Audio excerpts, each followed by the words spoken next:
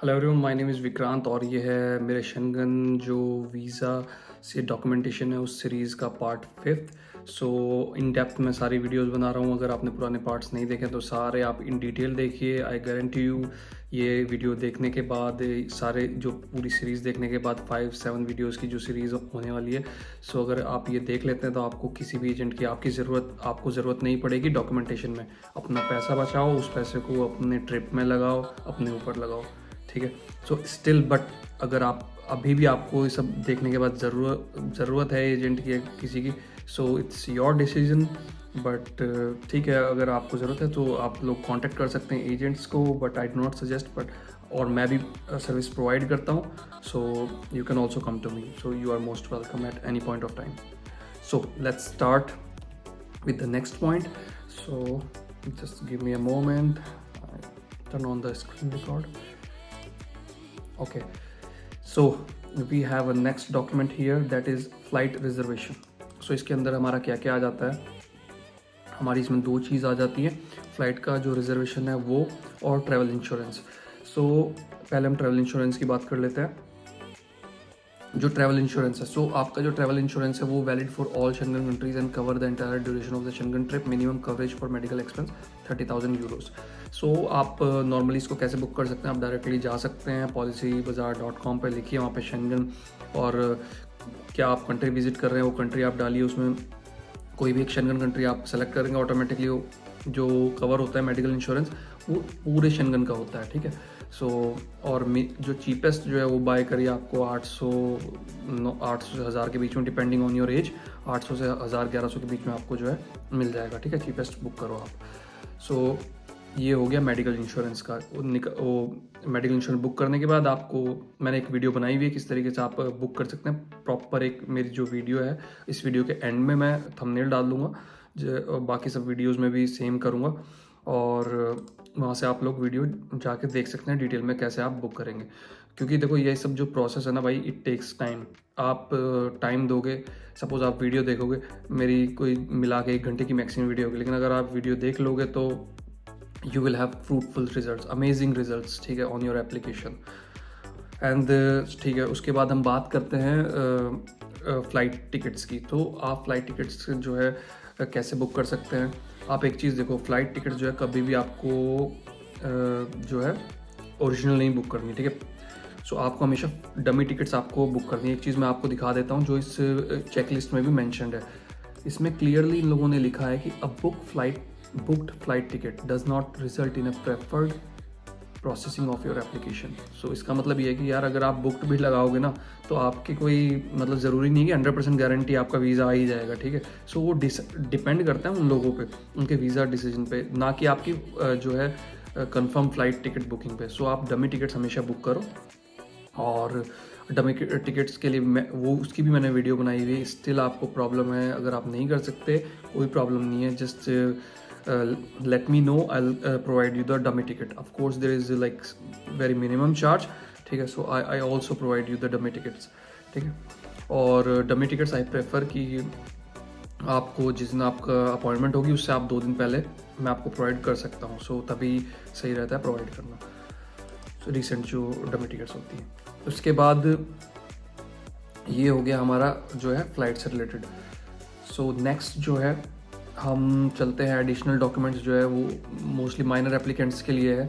सो उसमें क्या है कि एप्लीकेशन फॉर्म, जो माइनर एप्लीकेशन फॉर्म तो चाहिए, दोनों डिक्लेरेशन चाहिए जो मैंने आपको स्टार्टिंग में फर्स्ट पार्ट में बताई है, जो माइनर है उसका भी, एंड जो दोनों है वो signed by the both the parents. जो दोनों पेरेंट्स, एक पेरेंट के साइन करने से काम नहीं चलेगा, दोनों जो पेरेंट्स हैं उनके साइंस होने चाहिए। ये सब चीज़ें जो है छोटी मोटी चीज़ें अगर आप साइन भी नहीं करते तो वो लोग चेक करते हैं VFS पे। जब आप जाते हो BLS पे, आपकी जो है पूरी फाइल प्रोसेस करने से पहले इन डेप्थ चेकिंग होती है, 2-3 घंटे, दे टेक टाइम।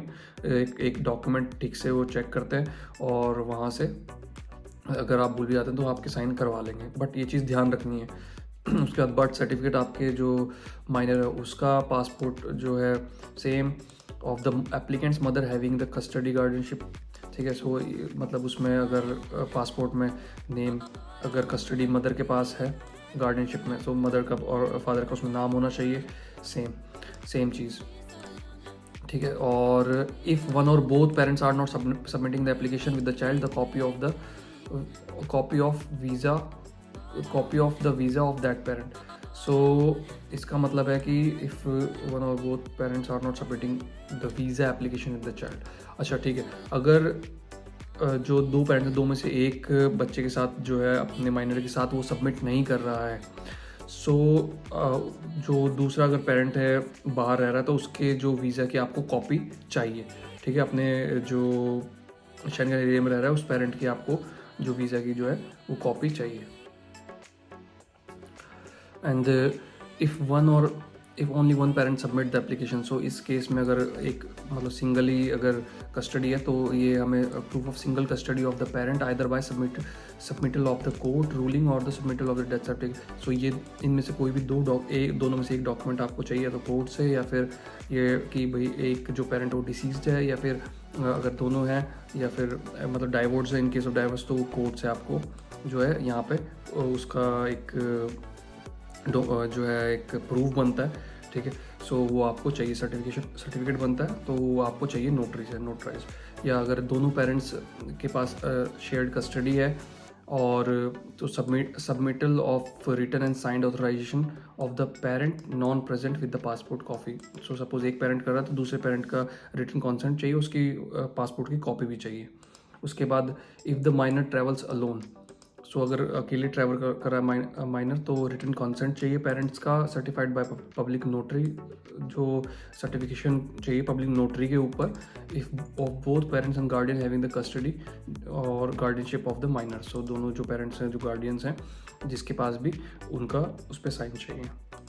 उसके बाद जो additional documents the applicant wants to submit, अगर कोई एडिशनल डॉक्यूमेंट है आपके, सपोज आपके पास सेल्फ एम्प्लॉयड हो और आप सपोज क्या रीज़न होते हैं कई बार कि आपको होम टाइज़, आपके वीक होम टाइज़ के लिए आपको क्या डॉक्यूमेंट सबमिट करने हैं, वो सब आप प्रॉपर्टी है सपोज आपके पास, वो आप सबमिट कर सकते हो। या सपोज़ आपका कुछ मतलब बिजनेस तो मैंने आपको बता ही दिया है, सेल्फ एम्प्लॉयमेंट। सो इस टाइप के कोई भी आपके डॉक्यूमेंट जो आपकी मतलब मोस्ट प्रोबेबली प्रॉपर्टी से रिलेटेड है, आपके कोई लीज डॉक्यूमेंट आपका चल रहा है, सो वो अगर आपको सबमिट करने हैं, सो प्लीज़ नोट दैट उस केस में ये लोग बता रहे हैं, please note that VFS is not authorize to refuse acceptance of document the applicant wants to submit but are not mention on the checklist. So आप सबमिट कर सकते हैं अगर आप बोलेंगे कि I want to submit, so they have to submit. ऐसा नहीं बोल सकते कि वो चेकलिस्ट में नहीं है, they can not take it. So अगर आपको सबमिट करने हैं तो you can submit and you should submit actually to support your visa application. Okay, and next जो है वो आता है इंफॉर्मेशन अबाउट ये बिल्कुल मतलब एक छोटी चीज़ें मैं आपको फटाफट क्लियर कर देता हूँ। अगर फिंगरप्रिंट्स के बारे में, अगर आपके लास्ट 6-5 मिनट्स में आपके फिंगरप्रिंट हुए हैं तो ज़रूरत नहीं है। And the additional document is not submitted signed, additional document if application is not submitted by, अगर आप डायरेक्टली सबमिट नहीं कर रहे, कोई आपका जो है आपके बिहाफ पे कोई और सबमिट कर रहा है एजेंट, तो उसके आपको साइन चाहिए और रिप्रेजेंटेटिव या फिर जो भी रिप्रेजेंट आपको कर रहा है उसके साइन चाहिए। उस केस में अगर बंदा खुद नहीं सबमिट कर सकता, बट आई सजेस्ट 100% आपको खुद ही जाना चाहिए अपने जो एप्लीकेशन है उसको सबमिट करने के लिए। सो ये और बाकी जो लास्ट है वो general remarks of the German mission of the for submittal of Schengen visa application. So उन्होंने कुछ रिमार्क्स मतलब दिए हैं, मतलब सबके ऑलमोस्ट सेम होते हैं। सो ये जो इसको मैं सिंपल लैंग्वेज में आपको बता देता हूँ। सो जो आप एप्लीकेशन जो सबमिट करते हैं तो they can call you and ask you for the further documentation if needed. अगर आप उनको लगता है कि भाई उनकी रिक्वायरमेंट फुलफिल नहीं हो रही है और या फिर आपकी जो है क्लैरिफिकेशन नहीं है एप्लीकेशन में, तो आपसे वो एक्स्ट्रा डॉक्यूमेंट मांग सकते हैं। उस केस में आपको कॉल आएगी या फिर मैसेज आएगा, ईमेल आएगी, जो भी है। सो अगर आप submission of the above mention document does not guarantee that a visa is guaranteed. So अगर आप सब डॉक्यूमेंट लगा देते हैं तो इसका मतलब ये नहीं कि आपको 100% वीज़ा मिल ही जाएगा, आपके चांसेस बढ़ जाते हैं सारे डॉक्यूमेंट्स लगाने से, सपोर्टिंग डॉक्यूमेंट लगाने से, लेकिन एंड का डिसीजन उन्हीं का होगा।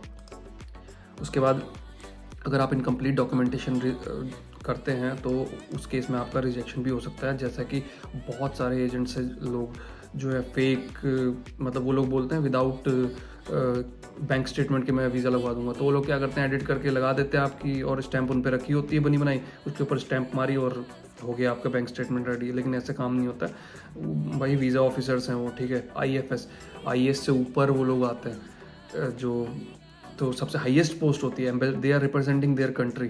सो ये और एक छोटा सा एजेंट मतलब, तो आप समझ जाओ। तो ये फेक डॉक्यूमेंटेशन पे मत जाओ और अपने रियल डॉक्यूमेंट्स के साथ आप अप्लाई करो हमेशा, ठीक है।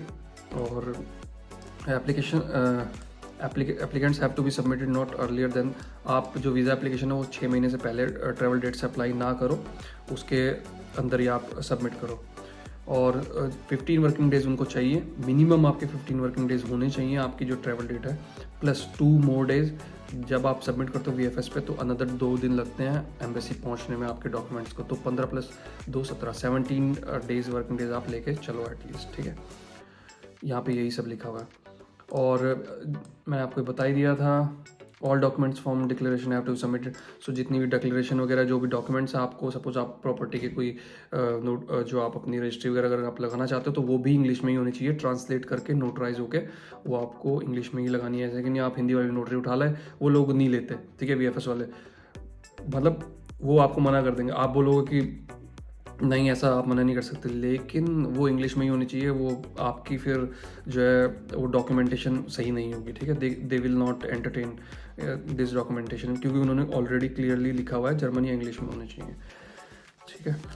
So this declaration of the visa last है, declaration of the visa applicant to be signed by, in case of minor है, ठीक है। This is it. So I hope this was the last video. I hope you guys like the video, और बहुत ही informational जो सारी जो series थी काफ़ी इंफॉर्मेशनल थी। और इसके बाद जो है कुछ भी अगर आपको डाउट्स हैं या कुछ भी मतलब दिमाग में है आपके कि आपको कोई क्वेश्चन अराइज हो रहा हो, पहले तो लेकिन ये सारी जो वीडियोज़ आप देखो, ठीक है, अच्छे से आप ये वीडियो देखो, बहुत ज़्यादा आपका टाइम नहीं लेंगे, अच्छे से आप वीडियो देखो and you get what you want. और अगर उसके बाद भी अगर कुछ है माइंड में, so you guys can always ask question. And आपके जो क्वेश्चंस हैं वो ऑब्वियसली मुझे मतलब मुझे भी एक नई चीज़ सीखने को मिलती है। और हाँ, मुझे भी लगता है कि हाँ उस टॉपिक पे मैं वीडियो एक बना सकता हूँ, तो मुझे भी अच्छा कंटेंट बनाने के लिए कि एक बंदा अगर क्वेश्चन पुटअप करता है तो उससे बहुत सारे लोगों की हेल्प हो जाती है। So that is actually great. So आप लोग इंस्टाग्राम के थ्रू, ईमेल के थ्रू और जो है मेरे कमेंट्स के थ्रू मेरे को मैसेज आप कर सकते हो, लेकिन डायरेक्टली आप मेरे से फ़ोन नंबर मत मांगा करो, बिकॉज मैं फ़ोन नंबर नहीं दे सकता हूँ। एक बार मैंने फ़ोन नंबर डाला था, बहुत सारे स्पैम आने शुरू हो गए थे, ठीक है। So I hope you guys understand. So guys thank you for watching all these videos and you guys are the best, and keep supporting me and I will keep coming like this content, ठीक है। I'll keep making this content and trying to post as soon like जितना भी मतलब time हो सकता है, because मैं भी थोड़ा अपने काम में बिजी रहता हूँ और काफ़ी you guys can understand. So thank you, and I hope you you get a lot from all these videos, and I wish you all the best. And I wish you all the best. I wish you good luck for your all this visa thing, and you guys can make it. Don't worry, and just keep trying. Don't stop. Just keep trying with the right thing. ठीक है, falsified document वगैरह मत, उस side में मत जाओ, गलत सही रास्ते से जाओ, ट्राई करते रहो, you will definitely you will win, ठीक है। You will get, you will achieve whatever you want. Just take the right way. Okay, see you in the next video. Bye bye, take care.